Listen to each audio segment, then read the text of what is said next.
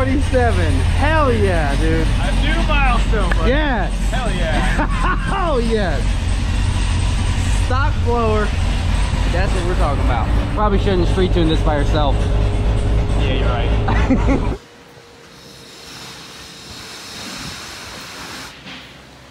I just want to do race car things.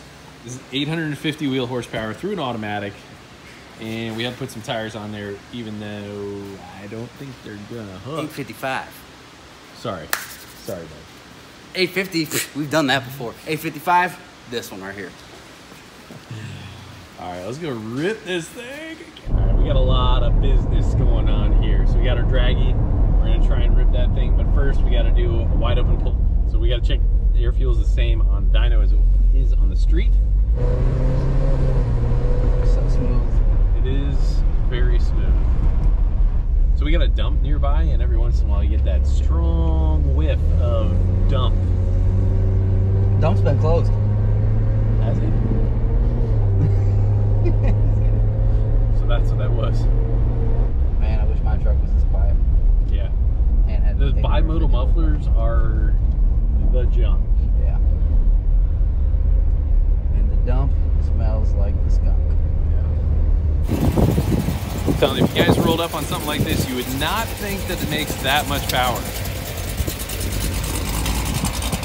Yeah, it's got a cam, but man, is it unassuming. All right, we're gonna give this a little walk into and see how she behaves here.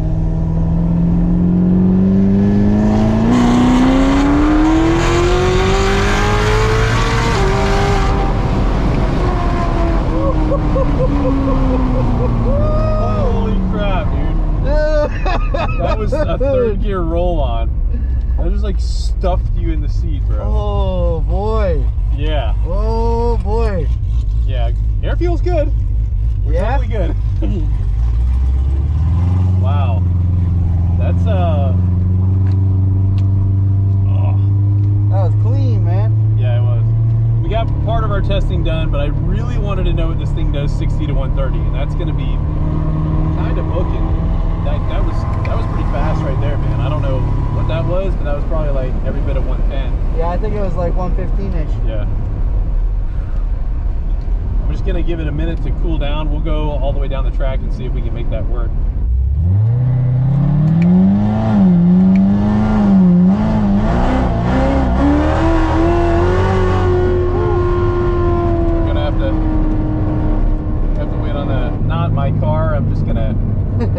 Take it a little extra easy there. So it's been, we had like what, dude, 15 mile an hour wind all day long. Yeah. And there's been all this like dirt that's been coming over, so. And the track is not really prepped, so we just gotta be a little bit extra careful. Alright, here we go.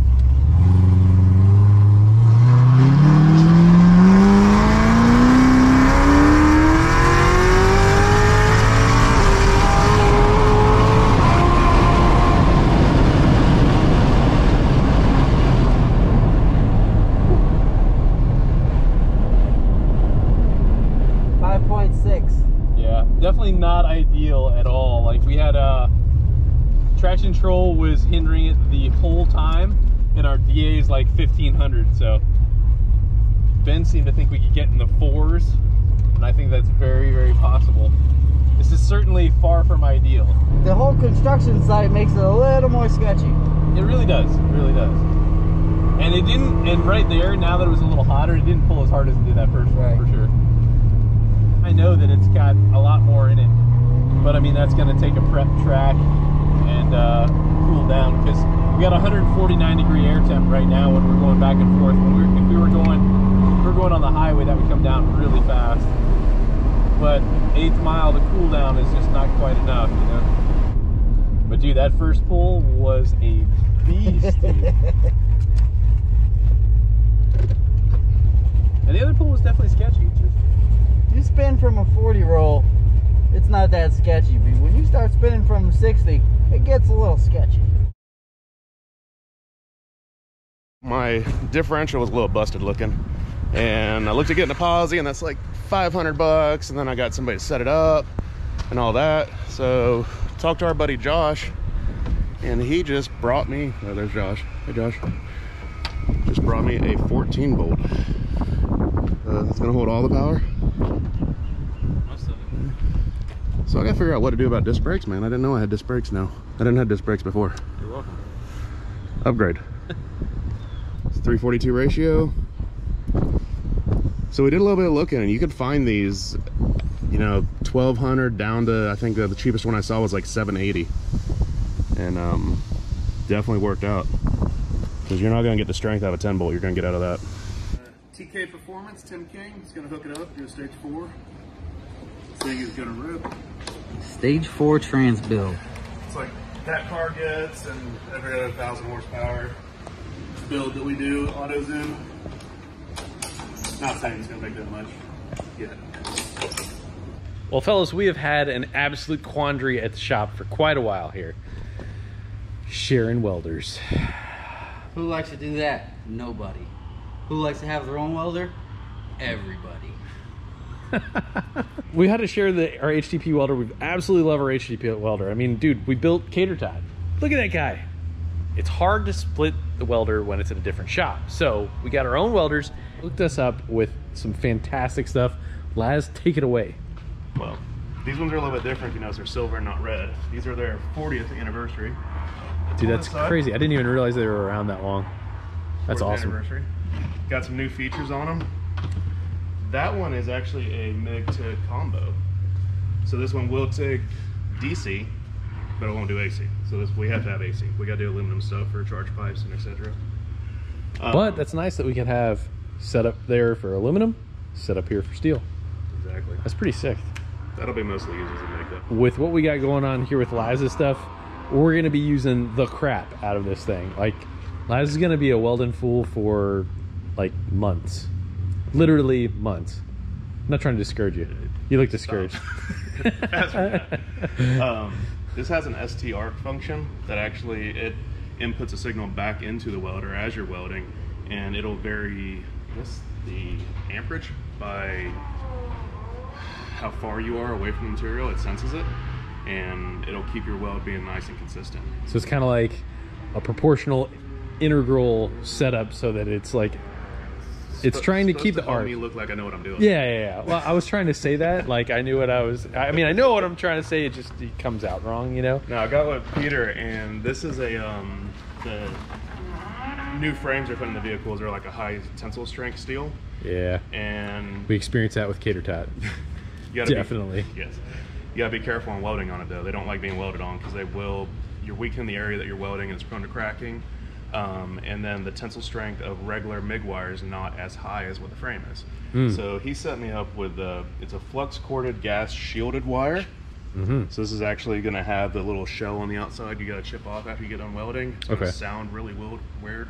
Sound really weird. Too many W's. Most importantly, let's not overlook made in the USA.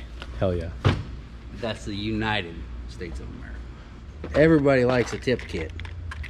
Any tip you want, any tip you need, you got it in the HPT tip kit. I second that. HTP. This is their heavy hitter small head torch. Do have some cage work to do in this, and I think you want to do some cage work on a 370Z. Yeah, that's going to be really able to reach in those areas that we can't normally get to. Just, you need to adjust it a little bit. That's sick. Dang. I really didn't know I was going to do that. That's awesome. Don't want to go past 60 degrees on bending that. You can damage it. And you don't want to bend it all the time back and forth. It's just not good for them. You should have told me that earlier.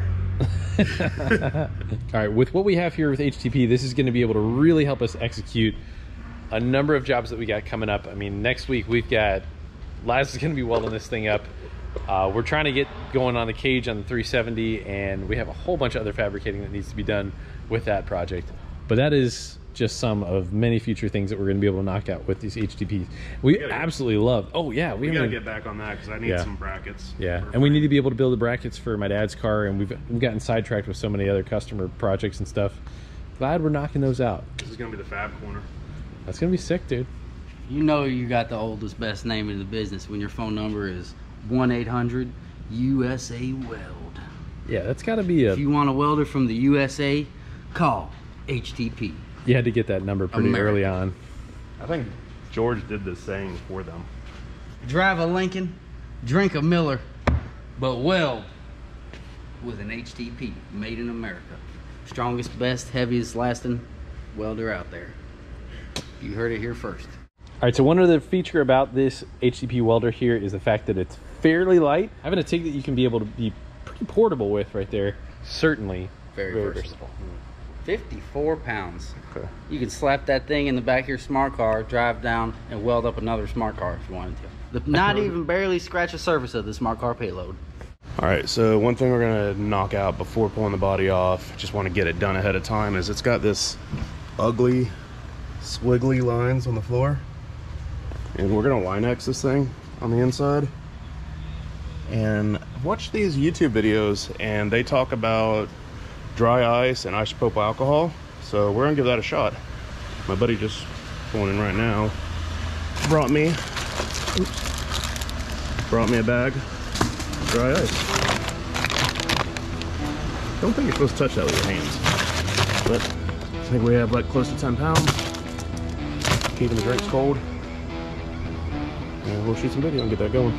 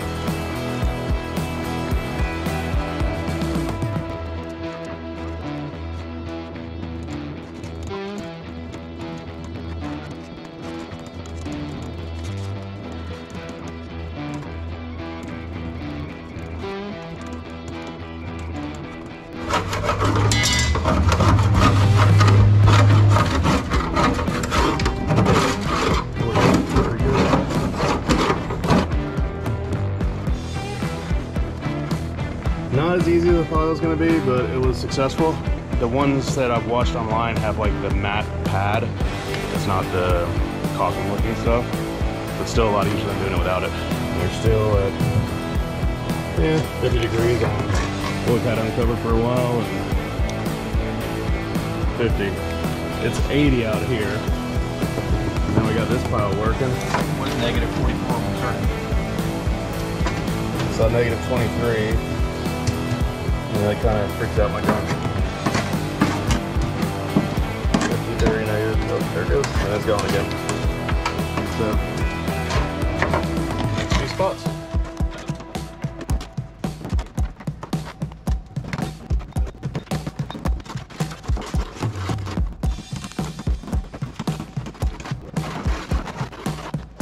Side a lot faster. I was nowhere near the time. I didn't look at the timer on here, but the combination of it melting Turned into a little more of a slush and a paste.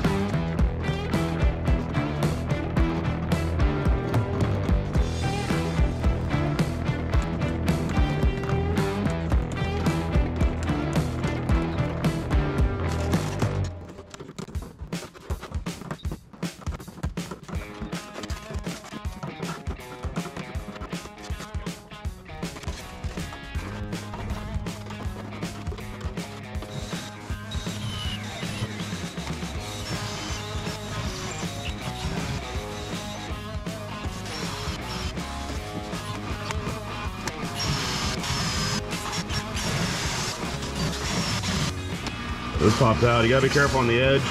The load hole saw catches on the edge and will jerk it out of your hand. And that one wasn't quite all the way through, and it actually pulled a little bit of sheet metal. So once we cut the rest of this out, I'll go back, fix these little holes, grind down these stubs, and make it smooth again, and the Line-X will cover everything else. I left off and we were using the dry ice and isopropyl alcohol to remove the sound deadening and whatever the heat padding, heat stuff is for the floorboards of the Jeep.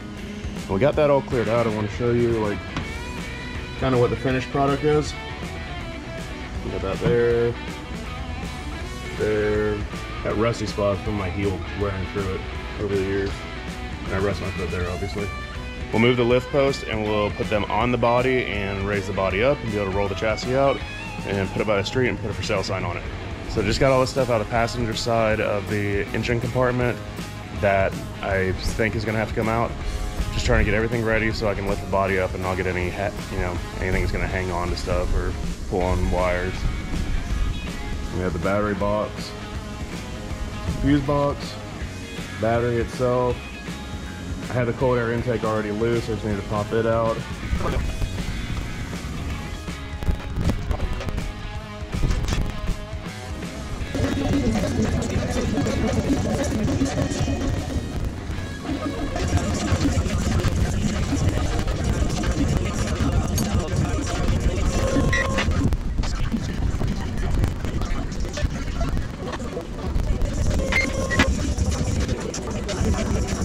Couple things. We're going to work on the cutting out the floorboard in the back, finishing up the frame rails, getting the frame rails all tacked in one solid piece, and we're going to work on getting the fuel tank cover in and possibly cutting out the inner fenders a little bit. I'm going to show you that. We're getting positioning on this rear Moto-Built fuel tank cover. Access door. We got the inner fenders in place. Before we do any cutting though, we got to get the seats out of here. On the other hand, I have some new stuff I'm messing with. Peter at HTP got us set up with a MTS 210. They'll actually do stick, TIG DC, and the MIGs. He got me set up with a different wire. It's a dual core, so it's a flux core center with a gas shielding. It's the highest tensile strength that I can go with. So I've never done anything like this before. So brand new machine, first time messing with it. This guy, that was the first pass. Not too pretty. Second pass, we're tightening it up a little bit. Haven't played with wire speed or anything yet. He had me set up with a programming in the machine. I turned that on and I just started with it. And I'm gonna work on that a little bit more. I got some more scrap metal. Just kind of getting some practice in. Thing makes all the power.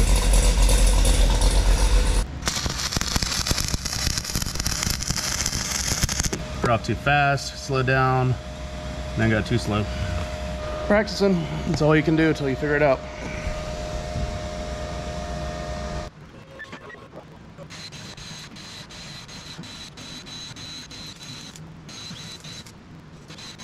So we're just tacking the body mount in place. Next thing is going to be alignment on that rear crossmember bracket. I want to show you this. I think he's trying to do some Swiss cheese work to my tub here. So there's a pinch weld right here. We want to follow that, get rid of this guy, and that'll give us room for the fuel tank. What do you think, Jeremy? Feed in your face? You gotta lighten it where you can. Yeah, weight reduction. All right, so we ran a straight edge between the dots, dot to dot, and came over here with all these little tiny holes that you see, connected the dots just like in kindergarten. This side, probably still do it, but you can almost see it good enough just to cut along them without having to do it.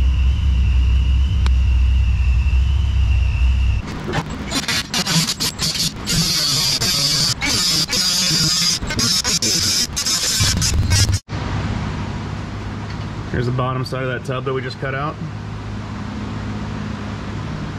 Be the new secret hatch.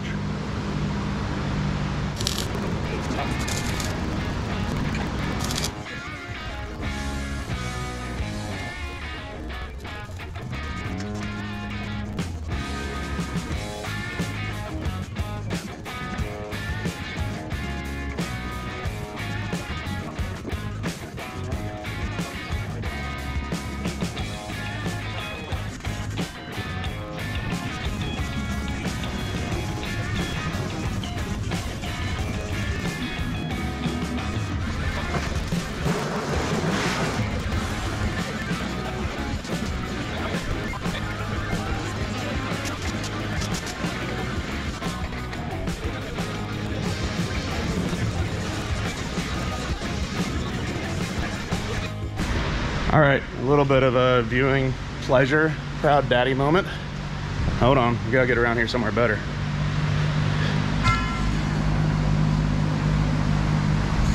little bit of angle there. We got the axle centered a little bit better. The front axle.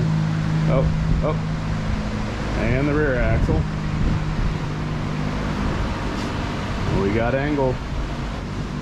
And yes, definitely clearance issues. And other side, definitely a little bit more. But I bought a bunch of saw blades and cut off wheels. Hey, what if we want to make a really tight right turn? That's Johnny Power. Look at that. Just in case you want to turn a really good 360. I wonder what to do smoking the tires with the wheels cut like that. Oh, I didn't even show you guys. Hold on. So just mocked it up, got the frame rails tacked in place, fuel skids in, fuel tanks in. Oh goodness, checking clearance. Got tons of room down here. At this ride height, which is perfect, I'd still have like 6-7 inches of up travel. Fuel pump access. Yeah. The Moto Build access panel in. Definitely happy with the way it's turning out. Still a long ways out, but it's gonna be awesome. I'm excited. All right, so back at it. We wanted to try to fit up the inner rear tubs and modify what's gotta be modified to work with the Genride cage and make the Moto Build stuff work. This started out as a straight piece. Been slowly trimming away. I'll get that in place so you can see what it looks like.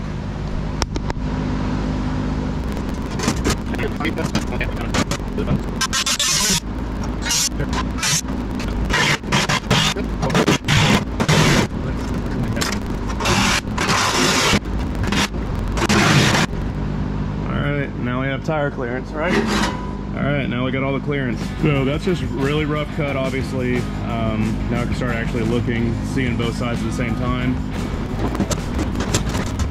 You can see how much more of the floorboard that we're actually going to be getting rid of. Now you can see we have the inner fender coming in here, going in about a good handle with my wrist back. And on the bottom side, or to the front side of my hand, there. And then by the time you add the frame thickness, we're already a hand deep. Unknown to me, I'm cutting into this structure, which I didn't know about. But if we reinforce it, that shouldn't be a problem. Our shock tower mounts are gonna go up on this top side. So I think I'm gonna cut out, next cut's gonna be down here, along this line, and back out. And then we'll go from there.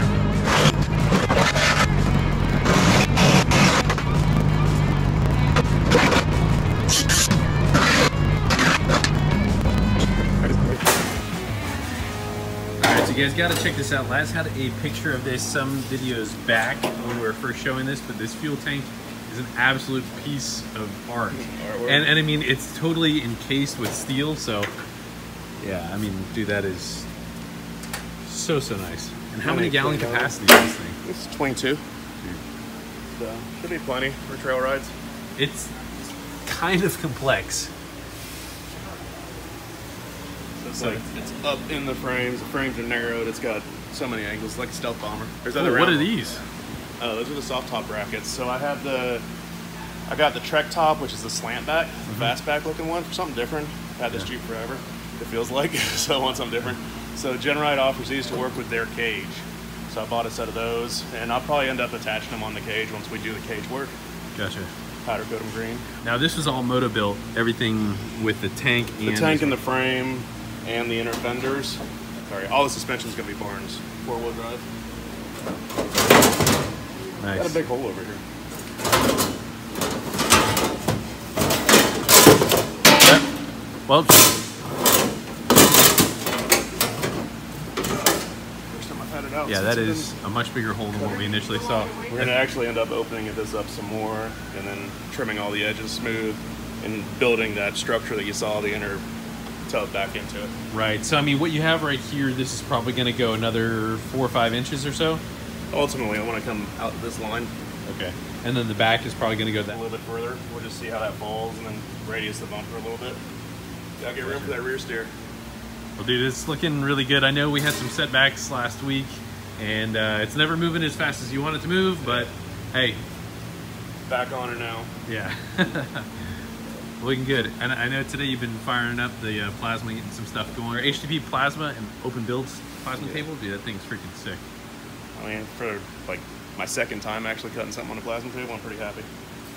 Yeah, we're still gonna a use that thing prototype. more. I'm gonna refine it some more. But all right, man. A bunch. Well, we'll look forward to seeing a bunch more of this progress, and this is definitely moving along pretty good. Well, fellas, thank you so much for watching. You know, sometimes our jobs are the absolute best in the world, and sometimes, of course, they are the worst. You know, there's highs and lows. You got to take them as they come. As Laz continues to move his Jeep project along, we got a bunch of other customer cars that we're trying to get done and knocked out.